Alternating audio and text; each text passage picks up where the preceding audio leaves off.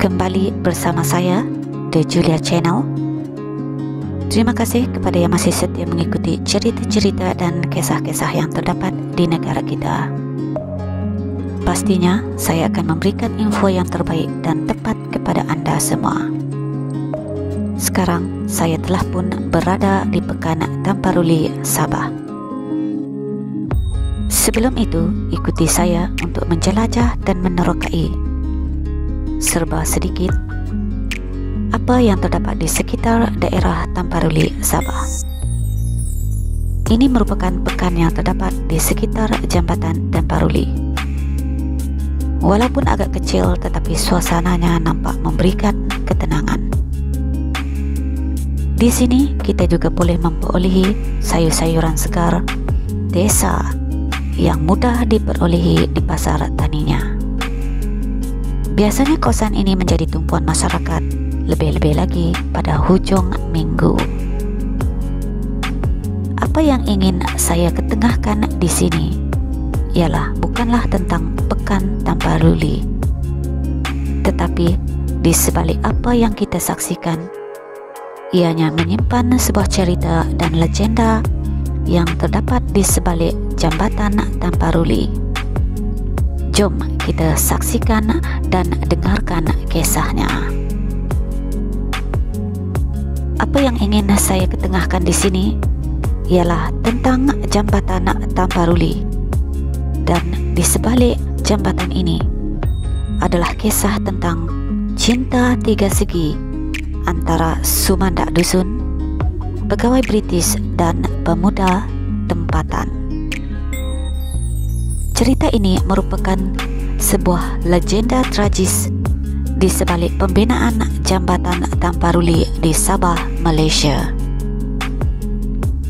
Jambatan Tamparuli merupakan salah satu tempat menarik yang wajib anda kunjungi apabila anda berada di Sabah. Bukan itu sahaja, Jambatan Tamparuli ini sangat terkenal dengan lagunya, yaitu lagu Jambatan Tamparuli yang telah menjadi trademark pelancongan Sabah. Namun demikian, tahukah anda bahawa pembinaan Jambatan Tamparuli sebenarnya menyimpan kisah yang amat tragis dan menyayat hati? Di sini saya akan menerangkan serba sedikit kepada anda, karena apa yang kita saksikan sekarang ada dua buah jambatan.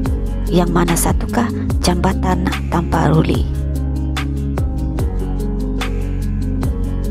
Sebagai orang luar dari kawasan negeri Sabah, pastinya saya sendiri pernah menyangka bahawa Jambatan Tamparuli adalah jambatan yang kita saksikan sekarang, yaitu jambatan yang tergantung indah dan cantik.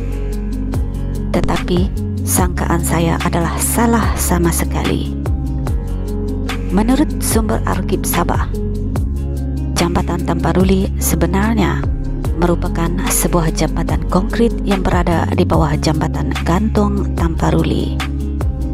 Kedua-dua jambatan ini adalah berbeza sama sekali. Sebelum itu, saya akan menceritakan sedikit tentang sejarah Jambatan Tamparuli. Jambatan Tamparuli mula dibina pada tahun 1930. Namun demikian, kerana arus sungai yang terlalu deras, jambatan ini sering roboh. Pihak British yang menjadi pemerintah pada masa itu membina semula jalan itu pada tahun 1933. Pembinaan jambatan ini diketuai oleh seorang pegawai British yang bernama Robinson. Pada waktu itu terdapat seorang gadis dusun yang bernama Solungkoe di kawasan tersebut. Gadis atau sumandak tersebut diakui sebagai seorang gadis perawan yang paling cantik pada masa itu. Robinson jatuh hati pada gadis tersebut dan menjadikan Solungkoe sebagai kekasihnya. Namun demikian, sebelum kehadiran Robinson, orang suruhan Robinson juga menaruh perasaan terhadap Solungkoe. Pemuda tersebut bernama Intang Walau bagaimanapun, cinta ibarat bertepuk sebelah tangan apabila Solunkoi lebih menyukai Robinson. Sebagai individu yang bertanggungjawab penuh terhadap pembinaan jambatan Tamparuli, Robinson berasa buntu kerana jambatan tersebut sering runtuh walaupun telah dibina berkali-kali. Beliau memerlukan penyelesaian segera agar jambatan tersebut dapat didirikan. Robinson kemudiannya bertanyakan kepada Intang bagaimana menjadikan jambatan tersebut kekal kukuh. Sebagai orang tempatan yang masih berpegang kepada kepercayaan lama, lantas Intang mendapatkan nasihat daripada Odu-Odu ataupun wanita tua. Semasa pertemuan dengan Odu-Odu, wanita tersebut memberitahu Intang bahawa pembinaan jambatan tersebut sering runtuh kerana ia membangkitkan kemarahan hantu air, iaitu Tondukar atau Tobukar. Mereka kemudian mengadakan ritual untuk dipersembahkan kepada hantu air tersebut. Namun, pembinaan tetap gagal. Odu-Odu tidak berpuas hati, kemudian berkomunikasi dengan hantu air tersebut untuk mendapatkan kepastian mengapa ritual tidak berhasil. Rupa-rupanya hantu air tersebut menginginkan korban seorang gadis perawan yang paling cantik di Tamparuli. Intang yang berdendam dengan hubungan Solunkoi dan Robinson menggunakan peluang ini untuk menghancurkan hubungan mereka. Kabar tentang korban itu segera diberitakan kepada Robinson. Intang menghasut Robinson agar menjadikan Solunkoi sebagai korban, memandangkan kekasihnya itu merupakan gadis paling menawan di Tamparuli. Robinson juga berada dalam dilema, sama ada mengorbankan cinta hatinya atau memilih kerjayanya. Dek termakan hasutan Intang, Robinson akhirnya nekat mengkhianati Solunkoi untuk dijadikan korban. Solunkoi kemudian diberi minum tapai sehingga mabuk. Kaki dan tangannya diikat untuk upacara keramat itu. Solunkoi akhirnya sadar bahawa dirinya akan dikorbankan. Kecewa dan marah dengan tindakan Robinson, Solunkoi sempat bersumpah bahawa jambatan Tamparuli tidak akan pernah kukuh selagi darah Robinson tidak mengalir di sungai tersebut.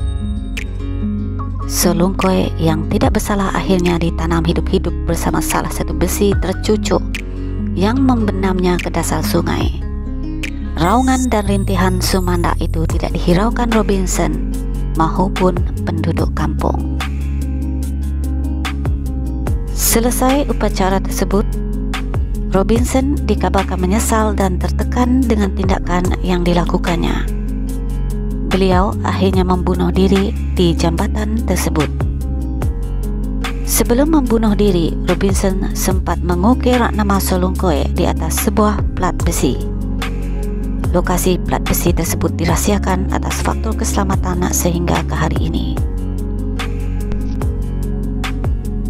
Demikianlah kisah legenda yang menyayat hati di sebalik jambatan Tamparuli ini. Cerita rakyat ini bukan sahaja memberi pengajaran agar tidak berlaku kejam terhadap insan yang tidak bersalah, tetapi juga sebagai salah satu warisan sejarah daerah Tamparuli itu sendiri. Sekian. Diharap Anda semua terhibur.